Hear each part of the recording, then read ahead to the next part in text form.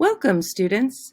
In this video, I'm going to be talking about what you need to do if you did not yet reach proficiency in the standard PS3B, energy conservation and energy transfers. This question was largely addressed in 4B on our soccer unit assessment. However, you might have put it in different places on your test. Many people simply did not address this standard, which is located down here on the bottom of the test. As I was grading, I realized that there were better ways to write out the rubric. So if you are revising this, you're going to want to make sure and look at the rubric that I have put into this collision unit revision sheet, which is on the back side of your paper copy that you can pick up in class. So there are some slight modifications here from the original version.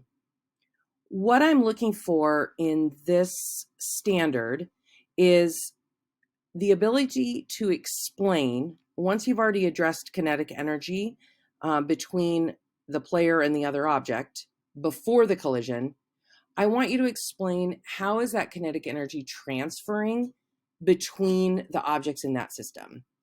And to get to level 2, you basically need to be able to name the kinetic energy transfer and where it happens. Okay. To get to a level 3, you're going to be talking about how that energy transfers. So specifically, you're going to want to address that during the collision, the kinetic energy transfers, and talk about the how will largely be about how the relative amounts are shifting during that transfer.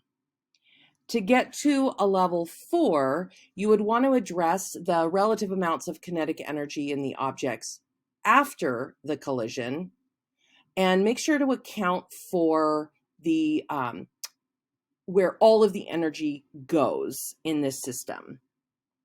I'd also like you to address why the transfer of energy ultimately leads to a change in motion.